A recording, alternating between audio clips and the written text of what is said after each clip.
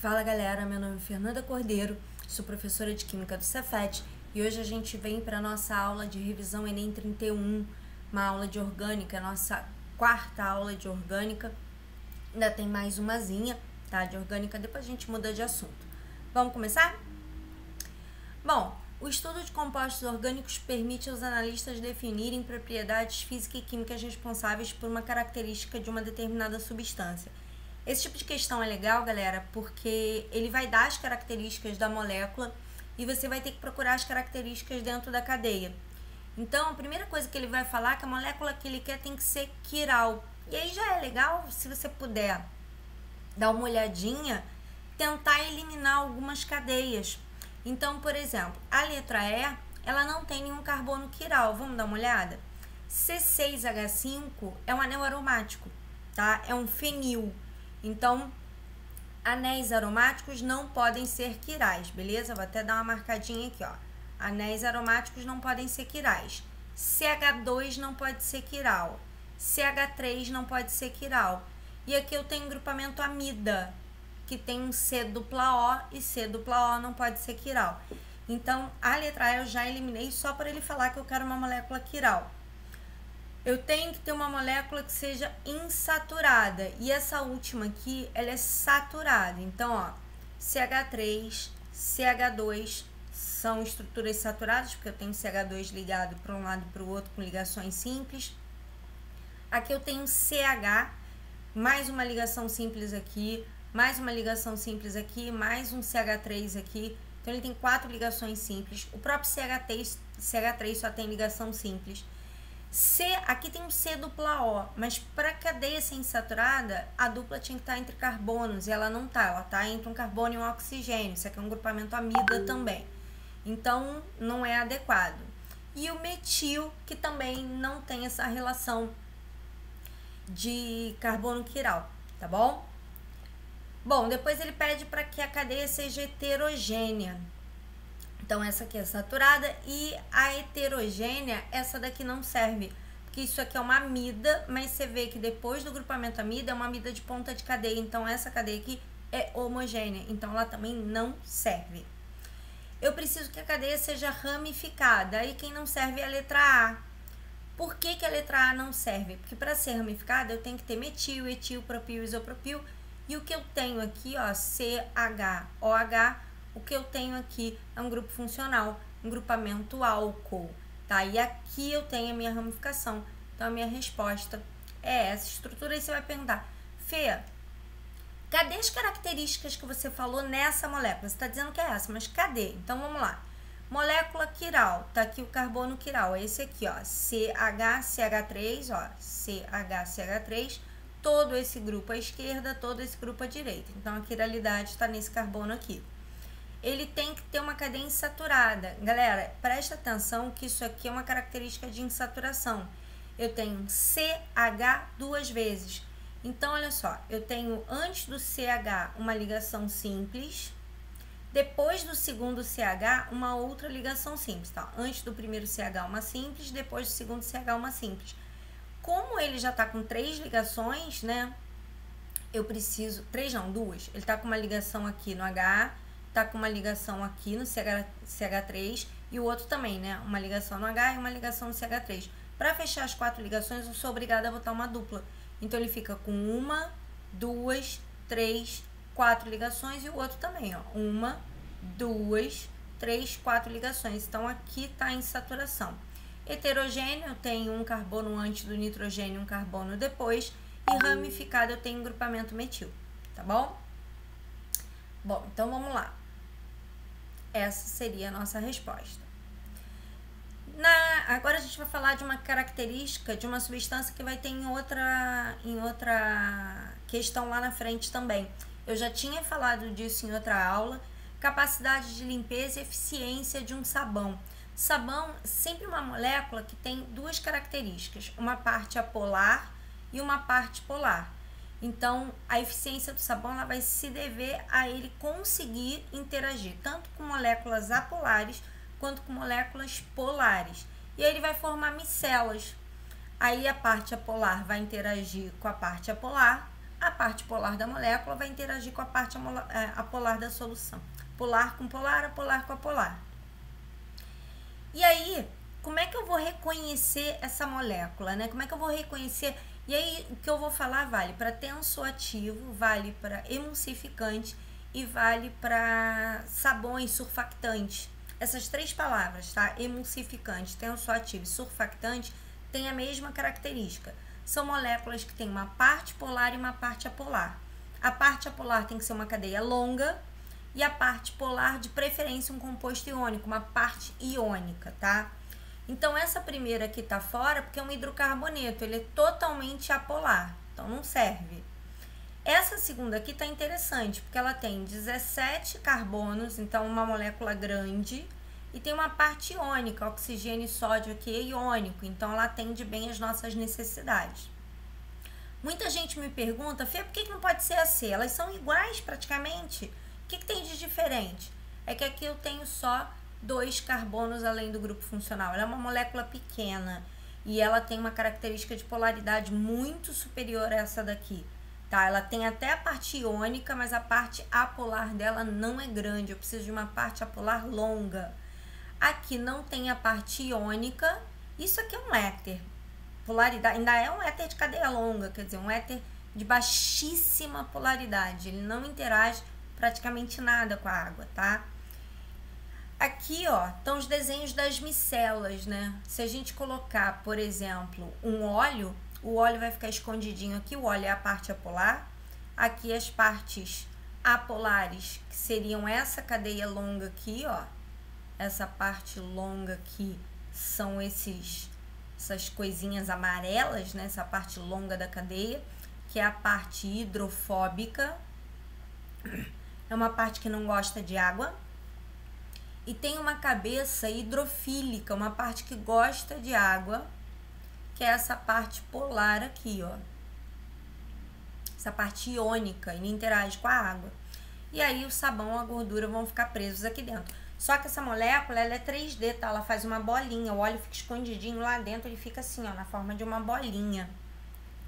Então, chegamos na nossa conclusão, que é a letra B. Grande quantidade de maus odores está ligado, né, no nosso dia a dia a compostos alcalinos. Eu quero utilizar um vinagre, mais ou menos 3 a 5% de ácido acético, para tirar esse mau cheiro. E esse mau cheiro vem do odor de peixe, ele vem de um cheiro de peixe, e ele fala que o cheiro de peixe vem da piridina, que a gente pode observar, tem carbono, hidrogênio e nitrogênio. Então, isso é uma amina. E aí, o que a amina tem que consegue reagir com ácidos? Ácidos são bons para reagir com coisas básicas, né, galera? Ainda mais porque ele diz que neutraliza o cheiro, que o cheiro desaparece. Então, é porque houve uma reação. E aí, houve sobreposição do odor. Tudo bem, o cheiro do vinagre, isso aqui é até um distrator. O cheiro característico do vinagre é até muito forte. Mas a da piridina também não é tão fraca assim. Quem aí já comeu peixe, às vezes, que a avó fez e tal?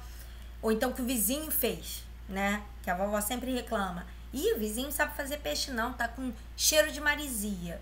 Cheiro de marisia, na verdade, é cheiro de piridina ou cheiro de trimetilamina, cheiro de alguma amina que foi produzida pela decomposição das proteínas do peixe.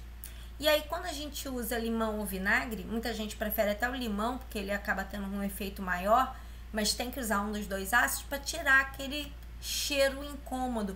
Tem uma outra questão do Enem que fala também sobre tirar o cheiro da geladeira, é uma questão muito parecida. Ele fala que derrubou, né, um pouquinho da água que estava no peixe, derrubou na geladeira, a geladeira ficou com cheiro de peixe, e aí ele limpou, só que nessa resposta era com limão. Solubilidade da piridina de caráter ácido na solução ácida empregada.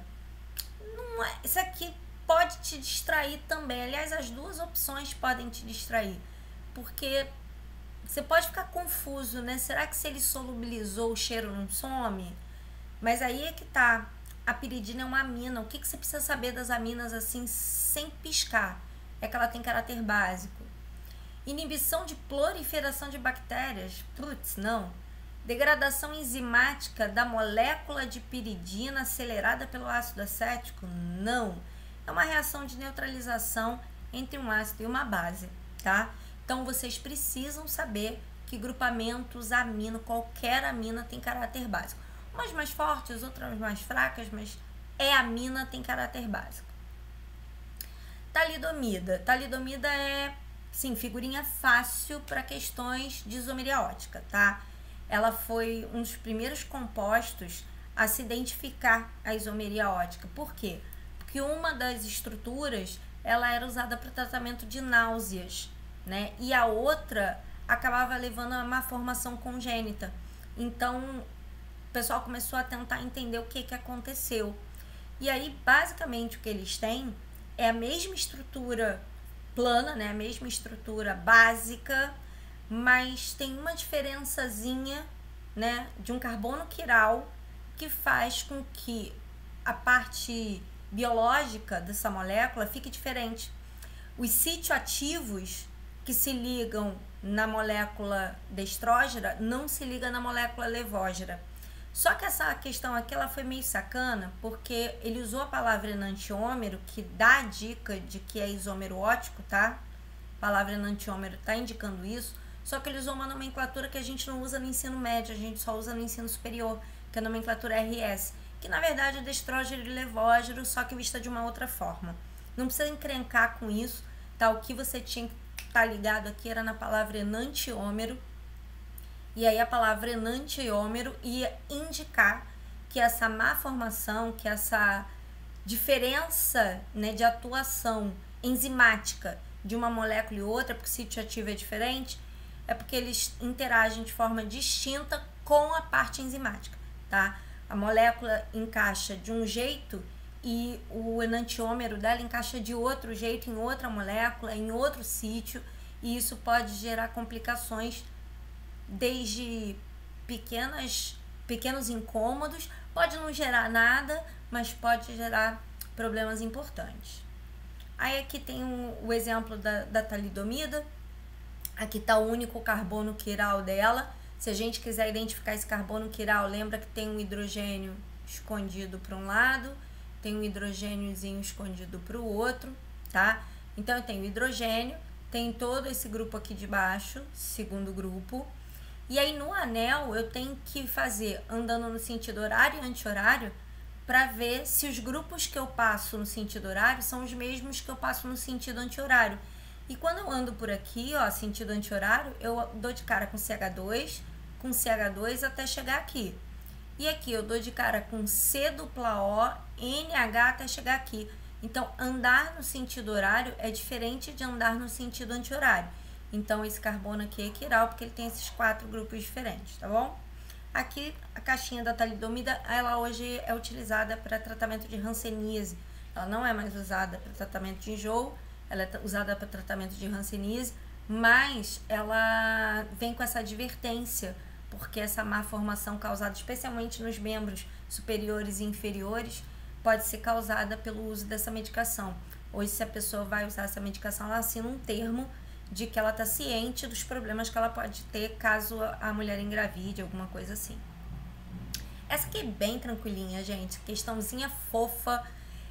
Alguns cientistas começaram a brincar de montar estruturas, né, brincar de montar moléculas, e aí tem aqui o nanokid, que na verdade parece um ser humano feito a partir de uma substância orgânica, né, anéis aromáticos, anel heterogêneo com oxigênio aqui no meio, enfim, ela é bem bonitinha, né?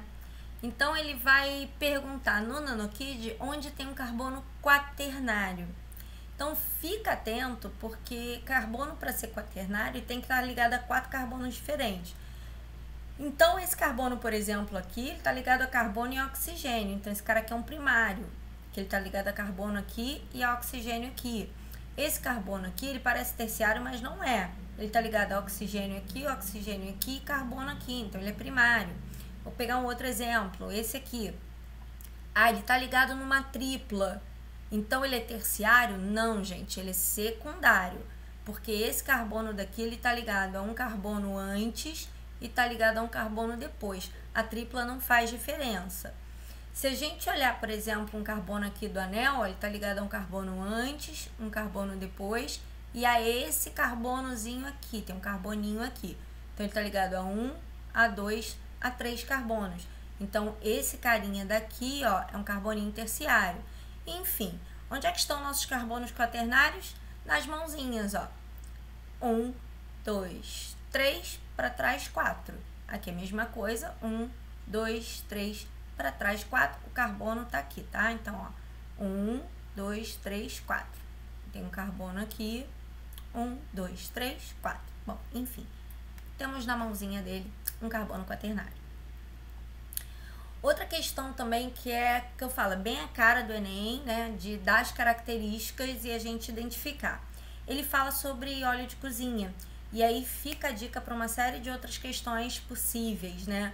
Quando você vai fazer uma alimentação, é muito mais saudável você se alimentar com óleos insaturados, poliinsaturados, do que com gordura saturada. Saturada, de um modo geral, ou vem da alimentação de origem animal, ou vegetal hidrogenada, o que não é legal nenhum nem outro, tá? Então, a gente tem que pensar o seguinte, quanto maior o número de insaturações, mais saudável é o alimento, o óleo, né? E aí ele vai falar que a gente pode medir isso pelo índice de iodo. Então, ele fala da qualidade dos óleos de cozinha, vai medir com o índice de iodo, que é uma reação que a gente faz para determinar a insaturação. E aí ele fala, quanto maior o grau de insaturação, maior o índice de iodo. E ele quer os dois compostos, né, os dois óleos que sejam mais adequados para a alimentação humana. E aí a gente vai procurar se ele é saturado, se ele é insaturado, se ele é insaturado, quantas insaturações ele tem. Então, o palmítico é saturado, o oleico é insaturado e tem uma dupla, já é um pouco melhor. Esse aqui também é saturado. Esse aqui, o linoleico, ele é insaturado e tem 2 duplas ligações, e o linolênico é insaturado e tem 3 duplas. Então, os melhores são os que têm mais duplas. Então, o que tem 2 e o que tem 3 são os melhores, vão ter um índice de iodo maior e serão melhores para a nossa saúde, tá bom? Essa questão, galera, eu vou até meio passar rápido, assim, esse início, porque ela tem um erro grave, assim, um erro importante mesmo. Já discuti essa questão com vários colegas e todos os colegas que eu discuto, a ideia é mais ou menos a mesma. Ele vai falar que a degradação desse bendito glifosato, ele vai apresentar um grupo carboxilato, um grupo amino e um grupo fosfonato, e quando ele se degrada, ele acaba formando esses 2 compostos aqui, ó. Então, vou repetir, vou voltar lá para você se ligar. Eu preciso de um carboxilato, um amino e um fosfonato no glifosato. E aí, quando ele quebra, ele gera esses 2 caras.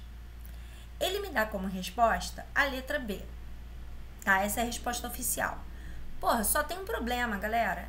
Esse grupo daqui, ó, não é o grupo que ele pede. Ele pede um carboxilato, isso aqui é uma carboxila. E aí, eu vou mostrar para vocês todos os grupos de todas essas moléculas. Vou começar de trás para frente, vocês vão entender. Bom, o grupo fosfonato tem todos eles, então esse grupo azulzinho não tem graça. Esse grupo roxinho é o grupo alcoxi, é um grupo éter. Ele não fala disso na molécula, então esses 2 aqui não poderiam ser, porque ele não fala de grupo alcoxi. Esse aqui, cuidado que aqui parece um éster, mas não é não, tá? Isso aqui não é um éster, tem um carbono extra aqui. Isso aqui é uma carbonila, isso aqui é uma cetona. Ele não fala de carbonila. Aqui é um grupamento amida, uma carbamida. Ele não fala de carbamida. Aqui é um grupamento amino, beleza.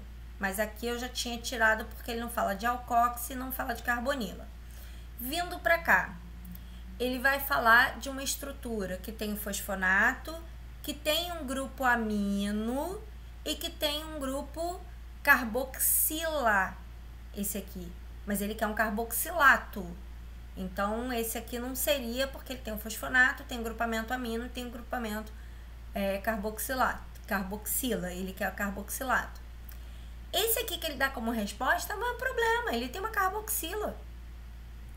Aí você vai dizer, ah, então esse aqui tem tudo. Tá, ele tem o fosfonato, ele tem o carboxilato, ele tem o grupamento amino. O problema é que essa estrutura ele nem dá como resposta e ela também não consegue gerar esse cara aqui. Se você olhar, aqui eu tenho um NH, uma cadeia heterogênea. Se eu quebrar essa daqui, eu não vou conseguir esse NH aqui, eu não vou conseguir que esse metil troque de lugar aqui. Ou seja, essa resposta não existe, tá? Essa questão foi anulada? Não, não foi.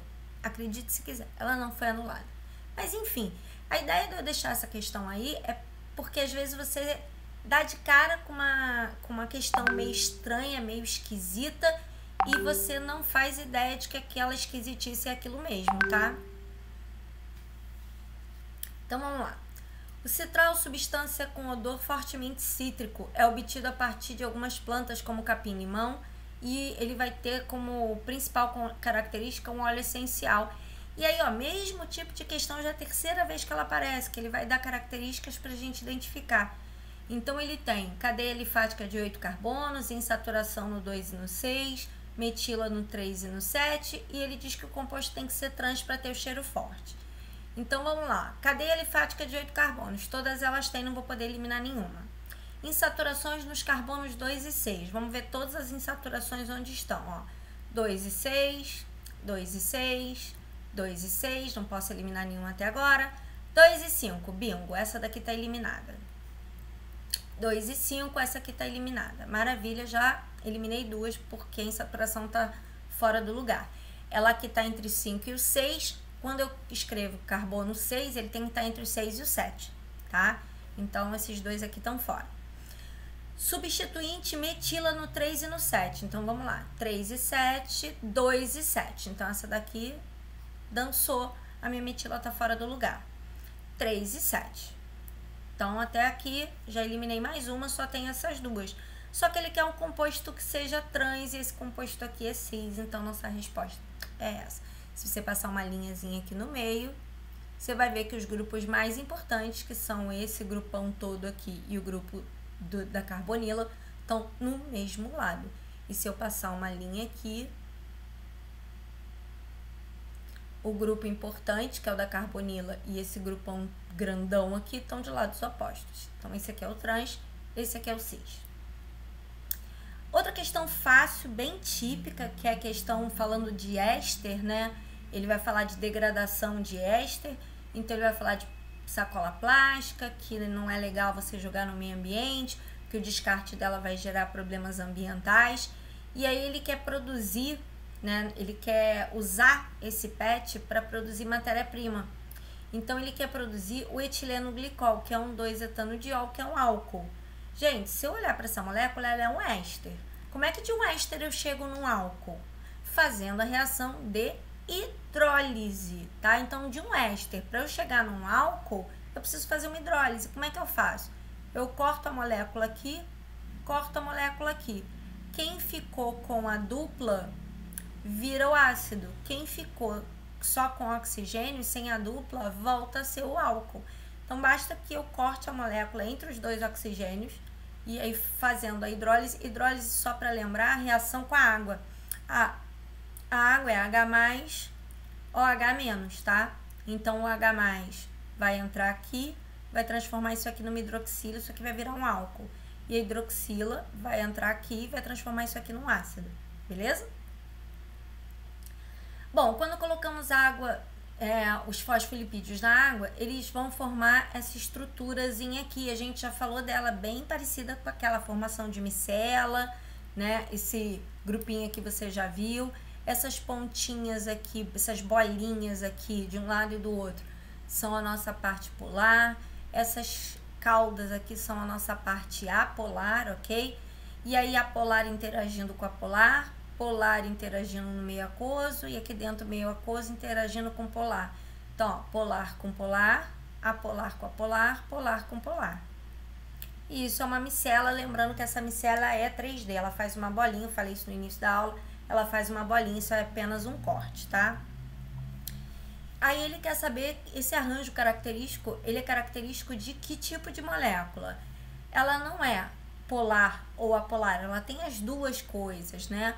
Anfotérica, não tem nada a ver com polar e apolar, ela tem ligação com ácido e base.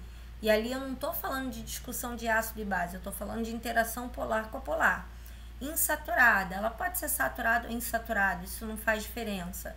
Mas ela é anfifílica, ou seja, ela tem uma parte hidrofílica e uma parte hidrofóbica.